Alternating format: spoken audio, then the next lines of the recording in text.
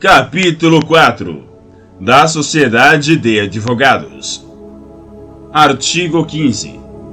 Os advogados podem reunir-se em sociedade simples de prestação de serviços de advocacia ou constituir sociedade unipessoal de advocacia, na forma disciplinada nesta lei e no regulamento geral. Parágrafo 1º. A Sociedade de Advogados e a Sociedade Unipessoal de Advocacia adquirem personalidade jurídica com um registro aprovado dos seus atos constitutivos no Conselho Seccional da OAB, em cuja base territorial tiver sede. Parágrafo 2º.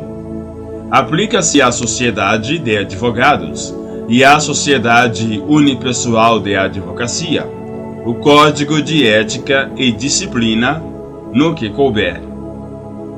Parágrafo 3º.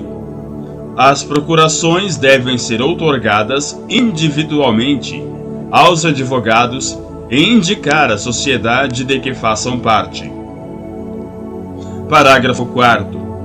Nenhum advogado pode integrar mais de uma sociedade de advogados, constituir mais de uma sociedade unipessoal de advocacia ou integrar simultaneamente uma sociedade de advogados e uma sociedade unipessoal de advocacia, com sede ou filial na mesma área territorial do respectivo Conselho Seccional. Parágrafo 5º.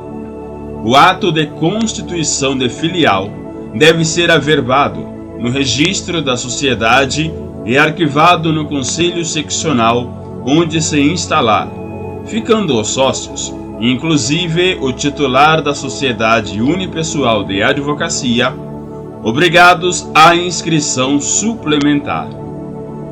Parágrafo 6º.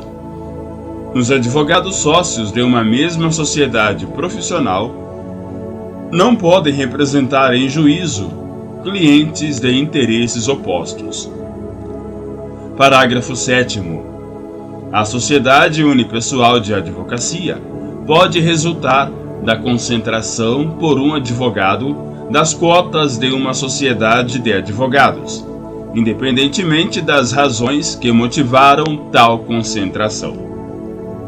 Parágrafo 8º.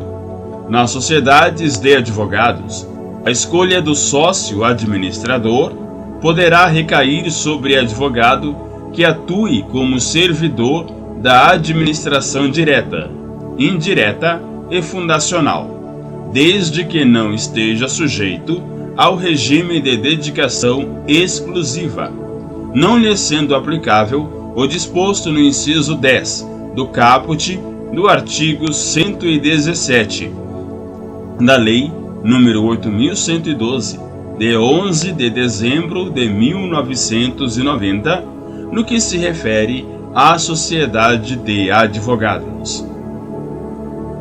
Parágrafo 9º. A Sociedade de Advogados e a Sociedade Unipessoal de Advocacia deverão recolher seus tributos sobre a parcela da receita que efetivamente lhes couber, com a exclusão da receita que for transferida a outros advogados ou a sociedades que atuem em forma de parceria para o atendimento do cliente. Parágrafo 10. Cabem ao Conselho Federal da OAB a fiscalização, o acompanhamento e a definição de parâmetros e de diretrizes da relação jurídica mantida entre advogados e sociedades de advogados, ou entre escritório de advogados, sócios e advogado associado, inclusive no que se refere ao cumprimento dos requisitos norteadores da associação sem vínculo empregatício, autorizada expressamente neste artigo. Parágrafo 11. Não será admitida a averbação do contrato de associação que contenha, em conjunto, os elementos caracterizadores de relação de emprego previstos na Consolidação das Leis do Trabalho, CLT, aprovada pelo Decreto-Lei nº 5.452, de 1º de maio de 1943. Parágrafo 12. A Sociedade de Advogados e a Sociedade Unipessoal de Advocacia podem ter como sede, filial ou local de trabalho espaço de uso individual ou compartilhado com outros escritórios de advocacia ou empresas, desde que respeitadas as hipóteses de sigilo previstas nesta lei e no Código de Ética e Disciplina. Artigo 16. Não são admitidas a registro, nem podem funcionar todas as espécies de sociedades de advogados que apresentem forma ou características de sociedade empresária, que adotem denominação de fantasia, que realizem atividades estranhas à advocacia, que incluam como sócio ou titular de sociedade unipessoal de advocacia pessoa não inscrita como advogado ou totalmente proibida de advogar. Parágrafo 1º. A razão social deve ter, obrigatoriamente, o nome de pelo menos um advogado responsável pela sociedade, podendo permanecer o de sócio falecido, desde que prevista tal possibilidade no ato constitutivo. Parágrafo 2º. O impedimento ou a incompatibilidade em caráter temporário do advogado não o exclui da sociedade de advogados, a qual pertença e deve ser averbado no registro da sociedade, observado o disposto nos artigos 27, 28, 29 e 30 desta lei e proibida, em qualquer hipótese, a exploração de seu nome e de sua imagem em favor da sociedade. Parágrafo 3º. É proibido o registro nos cartórios de registro civil de pessoas jurídicas e nas juntas comerciais de sociedade que inclua, entre outras finalidades, a atividade de advocacia. Parágrafo 4º. A denominação da sociedade unipessoal de advocacia deve ser obrigatoriamente formada pelo nome do seu titular, completo ou parcial, com a expressão Sociedade Individual de Advocacia. Artigo 17.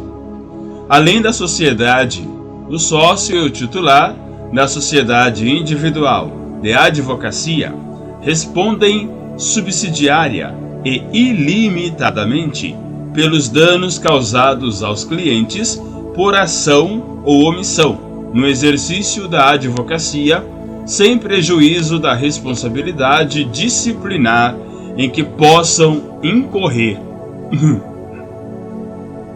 Artigo 17-A.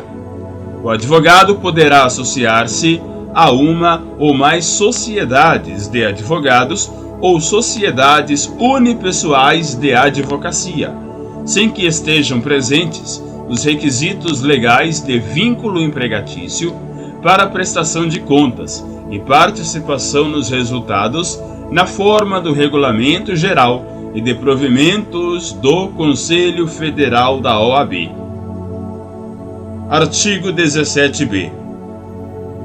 A associação de que trata o artigo 17-A desta lei dar-se-á por meio de pactuação de contrato próprio, que poderá ser de caráter geral ou restringir-se a determinada causa ou trabalho e que deverá ser registrado no Conselho Seccional da OAB,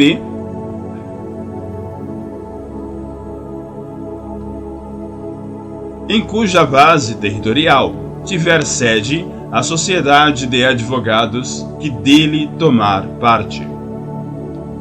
Parágrafo único. No contrato de associação, o advogado, sócio ou associado e a sociedade pactuarão as condições para o desempenho da atividade advocatícia e estipularão livremente os critérios para a partilha dos resultados dela decorrentes, devendo o contrato conter, no mínimo,